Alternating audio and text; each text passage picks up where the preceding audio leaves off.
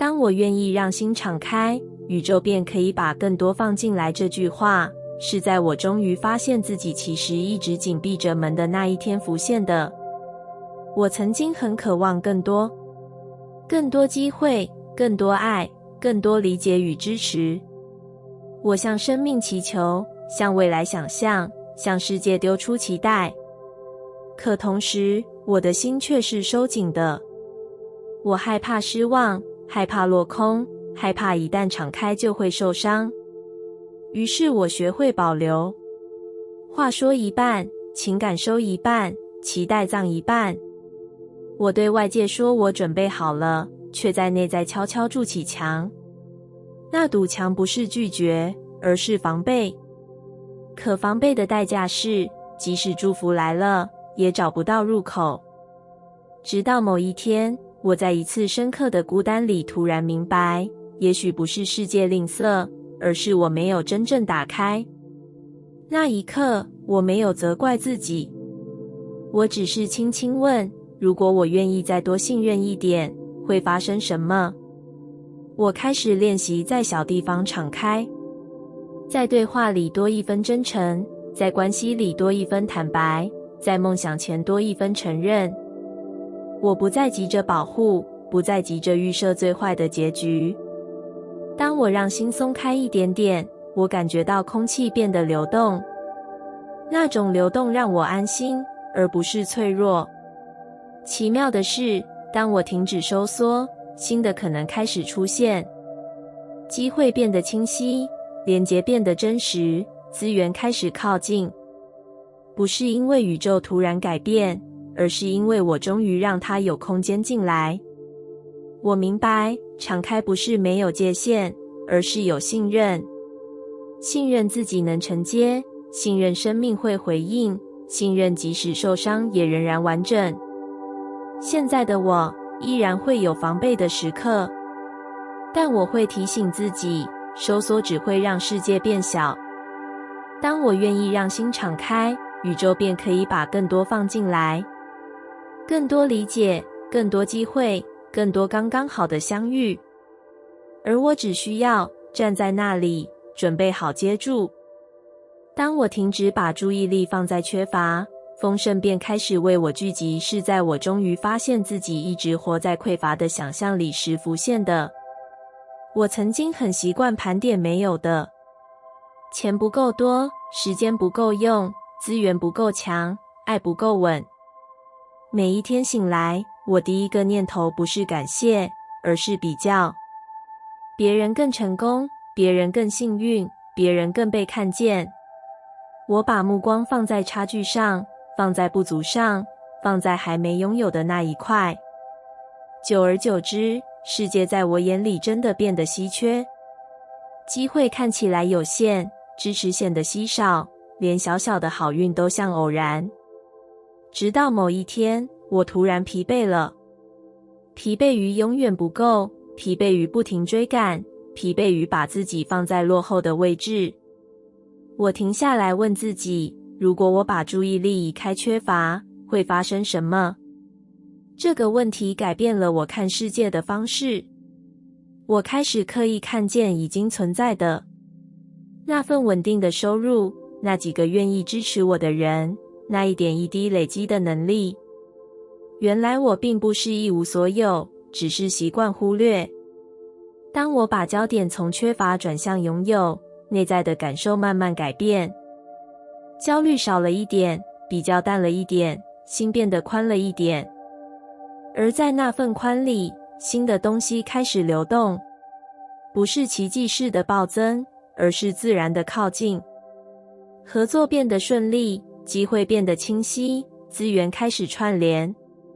我才明白，当我总是盯着没有，能量就停留在匮乏。当我愿意承认已经足够，丰盛便有了落脚的地方。这不是自我催眠，也不是忽视现实，而是一种选择。选择把注意力放在可能，放在成长，放在流动。当心不再紧抓缺口，双手便能接住更多。现在的我依然有目标，依然会渴望更多。但那不再来自匮乏，而是来自扩展。当我停止把注意力放在缺乏，丰盛便开始为我聚集。不是因为世界突然改变，而是因为我终于看见，原来我一直站在充足之中。而当我相信这份充足，生命也开始以同样的方式回应我。当我愿意相信自己值得富足，金钱与资源便自然靠近我，终于看见自己其实一直在无形中拒绝丰盛的那一天浮现的。我曾经很渴望财务自由，渴望资源充足，渴望不用为金钱焦虑。可在内心深处，我却对富足带着复杂的情绪。我害怕被说现实，害怕被认为贪心，害怕拥有太多会失去纯粹。于是我一边说想要，一边又替自己设限。当机会来临时，我犹豫；当报价该提高时，我退缩；当价值该被看见时，我缩小。我告诉自己够用就好，不必太多，不必太亮眼。可心里却隐隐不满，那种矛盾让我停在原地。直到某一天，我在一次深刻的自省里突然明白，我之所以无法真正接住富足，是因为我还没有相信自己值得。值得被支付，值得被投资，值得被信任。我一直把金钱当成外在的结果，却忽略了它其实回应着内在的价值感。当我开始练习承认自己的专业，承认自己的付出，承认自己的时间与心力都值得被尊重，我的姿态改变了。我不再用讨好的语气谈合作，不再用不好意思包装价格，不再在机会面前先质疑自己。我开始稳稳地站着，那种稳定不是傲慢，而是笃定。当我相信自己值得富足，我的选择也开始对齐。我敢拒绝消耗，敢设定界限，敢为价值定价。奇妙的是，当我停止内在的退缩，资源开始流动，合作变得清晰，收入开始提升，支持自然出现。不是因为我突然变得更厉害，而是因为我不再否定自己的价值。我明白，金钱只是能量的一种形式。当我内在感到匮乏，它也远离；当我内在感到值得，它便靠近。现在的我依然在成长，依然在学习，但我不再羞于谈富足，也不再害怕拥有。我知道，当我愿意相信自己值得富足，金钱与资源便自然靠近。因为我终于打开了那扇门，不再用怀疑阻挡流动。而在那份稳定的价值感里，丰盛不再是遥远的目标，而是正在发生的现实。当我开始放下对拥有的罪恶感，我才能自在地接收这句话，是在我某一次明明得到了却无法真正开心的时候浮现的。那是一个我努力已久才换来的成果。收入提高了，机会增加了，生活变得宽裕了一些。理智上我知道这是值得庆祝的，可心里却升起一丝说不出的不安。我开始想起那些还在辛苦的人，想起过去拮据的自己，想起那些曾经告诉我知足就好的声音。好像只要我拥有多一点，就对谁亏欠了一点。那份罪恶感让我下意识缩小喜悦，不敢太开心，不敢太张扬，甚至不敢真正享受。我对自己说，不要太贪心，不要太夸张，不要忘记以前的苦。可在那样的自我压抑里，我发现自己无法真正接收。就像有人把礼物递到我面前，而我却一直说不用。直到某一天，我终于诚实地面对那份罪恶感。我问自己，为什么拥有会让我不安？答案慢慢浮现。因为我曾把辛苦当成价值，把克制当成美德，把少一点当成安全。如果我过得太好，好像就失去了某种道德上的正当性。可那一刻，我忽然明白，富足不是对他人的掠夺，而是对自己努力的回应。当我允许自己拥有，并不代表我忘记曾经的困难。相反的，那是我对过去自己的尊重。我开始练习在心里说，我可以拥有。不是骄傲，不是比较，而是一种坦然。当我这样允许自己，身体变得放松。我不再急着解释成功，不再急着淡化成果，不再急着把好事分散。我学会感谢，也学会接受。那种自在的接收，让能量开始流动。因为当我不再对拥有感到内疚，我也不再在无意识中拒绝丰盛。现在的我仍然保持谦卑，仍然记得来时的路，但我不再用罪恶感限制自己。我知道，当我开始放下对拥有的罪恶感，我才能自在地接收。接收爱，接收资源，接收金钱，接收支持。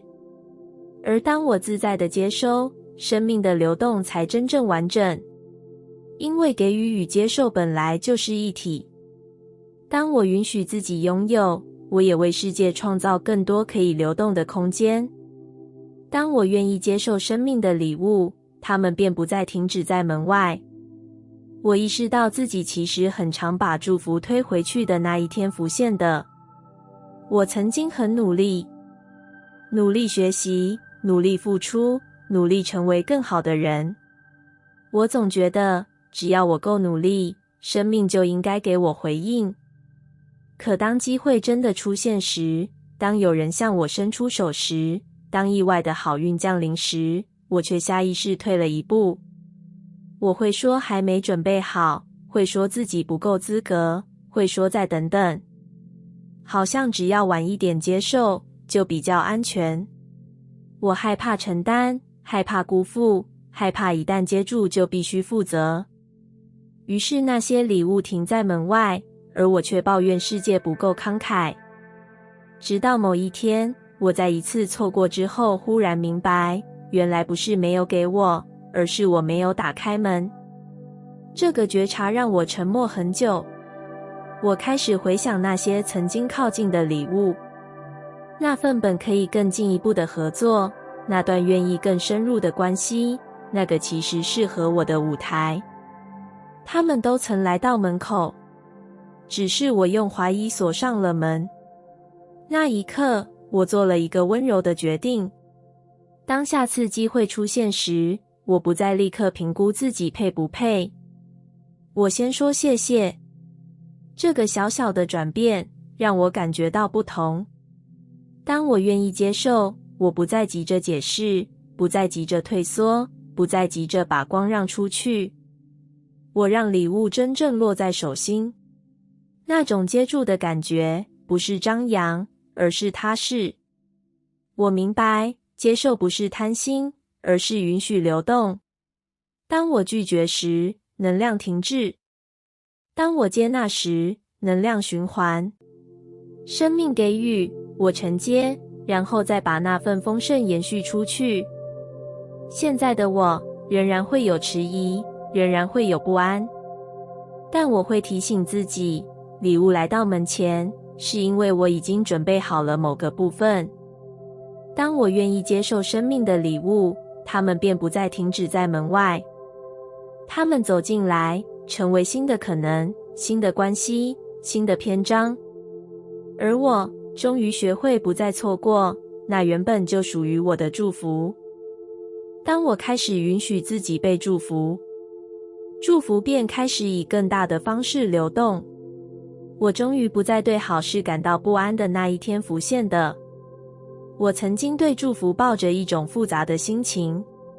当事情顺利时，我会怀疑是不是只是巧合。当有人对我好时，我会想自己是否配得上。当机会降临时，我会担心是不是代价还没出现。好像只要一切太顺，我就必须准备迎接某种平衡。于是我在幸福里留了一点防备，在好运里藏了一点退路。我没有真正沉静，没有真正安心，没有真正允许那份祝福停留。直到某一天，我突然意识到，或许我并不是没有被祝福，而是没有允许自己被祝福。这个念头让我停下来。我开始回想那些曾经发生的好事，那些恰到好处的相遇，那些在低潮时出现的支持，那些比我想象更顺利的进展。原来祝福一直都在流动，只是我总在心里设下条件，等我更优秀一点，等我更成熟一点，等我更努力一点，好像祝福需要被换取。那一刻，我轻轻对自己说，你可以现在就被祝福。这句话让心变得柔软。我不再急着合理化好运，不再急着淡化成功，不再急着提醒自己不要太开心。我开始在心里为祝福留出空间。当事情顺利时，我允许自己喜悦；当被支持时，我允许自己感动；当机会来临时，我允许自己承接。奇妙的是，当我停止抗拒，祝福变得更明显。不是因为世界突然偏爱我，而是因为我不再阻挡。祝福像水流，本来就想进来。当我把门打开，它便自然涌入。而当我真正相信自己值得被善待，我也开始成为祝福的一部分。我更愿意分享，更愿意支持，更愿意给出温柔。祝福不再是单向的降临，而是一种循环。现在的我，不再在好事发生时怀疑命运。我会轻轻地说，谢谢。当我开始允许自己被祝福，祝福便开始以更大的方式流动。它不再只是一瞬间的幸运，而是持续的支持。而我终于学会在光里站稳，不再缩小，不再退让，只是安心的接住。感谢你听完我的影片。如果你觉得影片有帮助到你，欢迎点赞并订阅我的频道，让我可以持续与你分享。也可以在评论中留下你的想法和经验，或是将影片分享给你的亲友。再次感谢你的收听，我们下次再见。